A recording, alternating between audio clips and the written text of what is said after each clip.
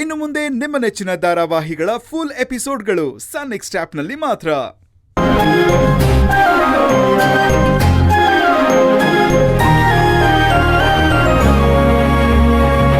ಆ ಜ್ಯೋತಿಷಿ ಮುಖ ನೋಡ್ದಾಗ್ಲೇ ಅನ್ಕಂಡೆ ಎಡವೆಟ್ರಾಯ ಅಂತ. ಆ ಕಡೆ ತಕೊಂಬಂದ್ ಈ ಕಡೆಗೆ, ಈ ಕಡೆ ತಕೊಂಬಂದ್ ಆ ಕಡೆ ಮಾಡಿಟ್ಟವನೆ.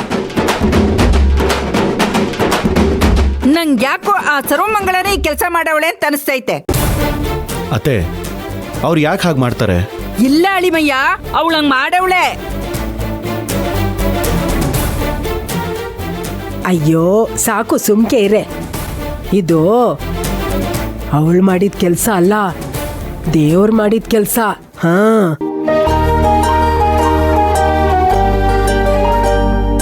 ನೋಡಿದ್ಯಾ ಮೊಮ್ಮಗನೇ, ನಮ್ ಯೋಚನೆನೇ ಒಂದಾಗಿದ್ರೆ ಅದ್ಯಾವ್ರ ಯೋಚನೆನೇ ಒಂದಾಗಿರತ್ತೆ ಅನ್ನೋದಿಕ್ಕೆ ಇದೇ ಉದಾಹರಣೆ.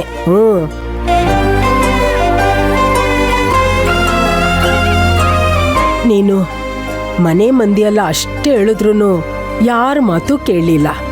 ಅದಕ್ಕೆ ಅದ್ಯಾವ್ರು ನಿನಗೆ ಬುದ್ಧಿ ಹೇಳೋದಿಕ್ಕೆ ಅವನೇ ಹೇಳದ್ ಬಂದವನೇ.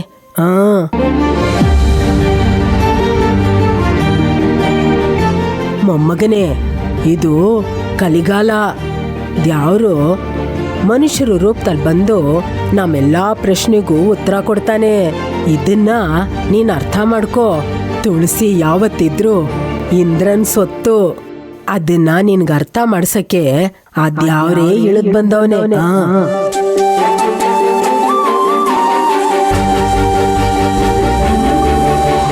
ಮಗ, ಇನ್ಮೇಲಾದ್ರೂ ಈ ಮದ್ವೆ ಗಿದ್ವೆ ಯೋಚನೆ ಎಲ್ಲ ಬಿಟ್ಬಿಡು.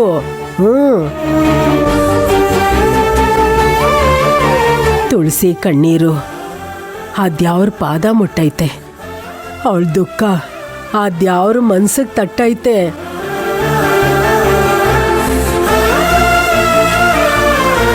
ನೀನಂತೂ ಅವಳನ್ನ ಅರ್ಥ ಮಾಡ್ಕೊಳ್ಳಿಲ್ಲ. ಅದಕ್ಕೆ ಅದ್ಯಾವ್ರೇ ಈ ಪತ್ರದಲ್ಲಿ ಬರ್ಸಿದಾನೆ.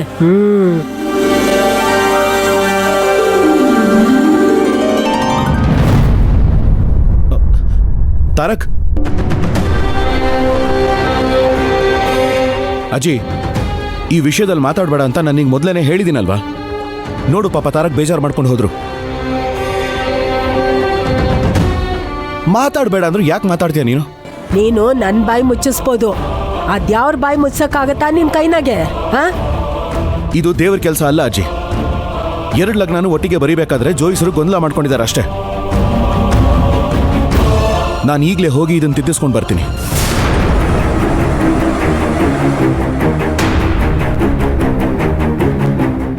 ಹೌದು ಹೇಳಿ ಅಂದ್ರೆ ಮೊದ್ಲೋಗಿ ತಿದ್ದಿಸ್ಕೊಂಡ್ ಬನ್ನಿ. ನೀನು ಆ ಪತ್ರದಾಗಿರೋದನ್ನ ತಿದ್ದಿಸ್ಬೋದು, ಆದ್ರೆ ಹಣೆ ಬರನ ತಿದ್ಸಕ್ಕಾಯ್ತದ? ಇದಕ್ಕೂ ಮೀರಿ ನೀನೇನಾದ್ರೂ ಮಾಡಕ್ ಹೋದ್ರೆ ಅದ್ಯಾವ್ರೇ ಅಡ್ಡಿ ಮಾಡ್ತಾನೆ ನೋಡು.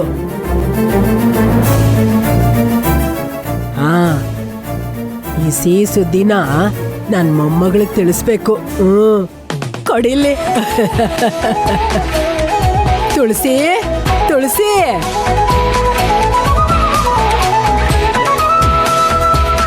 ತುಳಸಿ, ತುಳಸಿ, ನಿನ್ ನೋವಿನ ಕೂಗು ಆ ದೇವ್ರಿಗೆ ಮುಟ್ಟಾಯ್ತವ.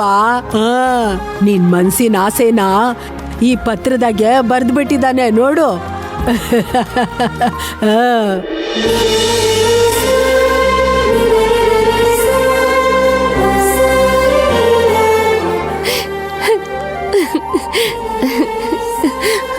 ಮಗ, ಇನ್ಮೇಲಿಂದ ಆ ನಿಮ್ಮಣ್ಣ ಏನ್ ಬೇಕಾದ್ರೂ ಮಾಡ್ಕೊಳ್ಳಿ.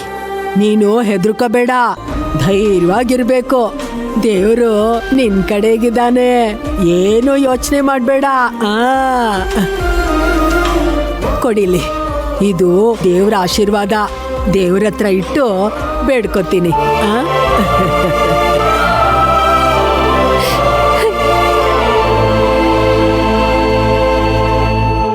ಮಾವ, ಅಜ್ಜಿ ಹೇಳಿದ್ ಕರೆಕ್ಟು. ದಯವಿಟ್ಟು ಮಾವ, ತುಳಸಿಗೆ ಮದ್ವೆ ಬೇಡ. ಇಲ್ಲ ಜ್ಯೋತಿ, ನಾನು ಮೊದಲು ನಂಬಿದ್ದೆ ದೇವ್ರನ್ನ. ವ್ರತ ಮಾಡಿ ನಾನು ದೇವ್ರಗಳನ್ನ ಒಂದು ಮಾಡಿದೆ. ಆದರೆ ಅವರು ನನ್ನ ತಂಗಿ ಜೀವನನ ಸರಿ ಮಾಡಿದ್ರ? ಇಲ್ಲ ತಾನೆ? ಈಗ ದೇವರು ದೇವರು ಅಂದ್ರೆ ನಾನು ನಂಬಲ್ಲ. ನನ್ನ ನಂಬಿಕೆ ಸತ್ತೋಗಿದೆ. ನಾನು ಮಾಡ್ತಿರೋದೇ ಸರಿ.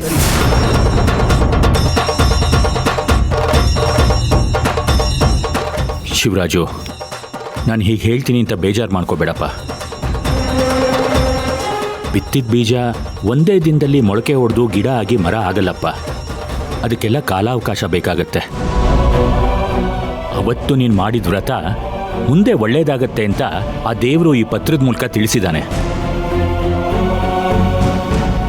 ತಾಳ್ಮೆ ಕಳ್ಕೊಂಡು ನಿನ್ನ ತಂಗಿ ಬಾಳ್ನ ನೀನೇ ಹಾಳು ಮಾಡಬೇಡ.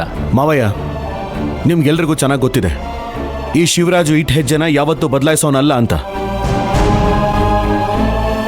ಈಗ ನಾನು ಹೆಜ್ಜೆ ಇಟ್ಟಾಗಿದೆ, ಹಿಂತೆಗೆಯೋ ಮಾತೇ ಇಲ್ಲ. ಶಿವಣ್ಣ, ನೀನು ಇಟ್ಟೆಜ್ಜೆ ಹಿಂದೆ ತೆಗಿಬೇಡ ಕಣಪ್ಪ. ಈಗೇನು ತಾರಕ್ ಅವ್ರು ಬೇಸರ ಮಾಡ್ಕೋತಾರೆ ಅಂತ ತಾನೆ? ತಾರಕ್ ಅವ್ರಿಗೆ ಅದೇ ಮುಹೂರ್ತದಲ್ಲಿ ಬೇರೆ ಹುಡುಗಿ ನೋಡಿ ಮದುವೆ ಮಾಡೋಣ. ಆದರೆ ತುಳ್ಸೋವನ್ ಕೊಟ್ಟು ಅವ್ರಿಗೆ ಮದುವೆ ಮಾಡಿಕೊಡ್ಬೇಡ ಕಣಪ್ಪ. ದಯವಿಟ್ಟು ನನ್ನ ಮಾತು ಕೇಳು. ಅಲ್ಲ, ಎಲ್ರೂ ಈ ಪತ್ರನ ದೇವ್ರಿಚ್ಛೆ ಅಂತ ಹೇಳ್ತಾ ಇದ್ದೀರಲ್ಲ, ನನ್ನ ನಿರ್ಧಾರನೇ ದೇವ್ರಿಚ್ಛೆ ಯಾಕಾಗಿರಬಾರ್ದು?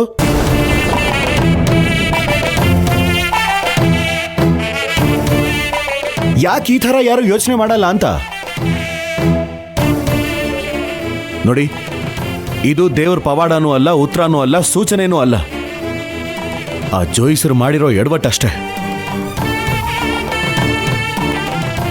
ಸುಮ್ಮನೆ ಏನೇನೋ ತಲೆಗೆ ಹಾಕೊಂಡು ಇಲ್ದೇ ಇರೋದನ್ನೆಲ್ಲ ಯೋಚಿಸ್ತಾ ಇರಬೇಡಿ.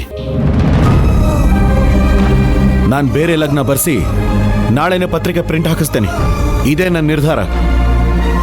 ಬದಲಾಯಿಸೋ ಮಾತೇ ಇಲ್ಲ. ಮಾವ,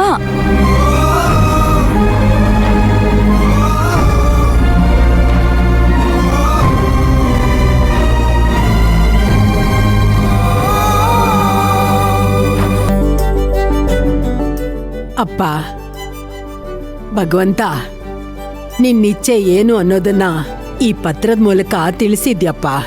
ಆದ್ರೆ ನನ್ನ ಮೊಮ್ಮಗನ ಮನ್ಸು ಕರಗಿದೆ ಅಂತ ನನಗನ್ನಿಸ್ತಾ ಇಲ್ಲಪ್ಪ, ಅನ್ನಿಸ್ತಾ ಇಲ್ಲ. ನೋಡು, ನನ್ನ ಮೊಮ್ಮಗನ ಮನ್ಸನ್ನ ಬದಲಾಯಿಸಿ ತುಳಸಿನ ಇಂದ್ರನ ಒಂದು ಮಾಡು ತಂದೆ. ಇಷ್ಟು ಸಾಕು ತಂದೆ, ಇಷ್ಟು ಸಾಕು.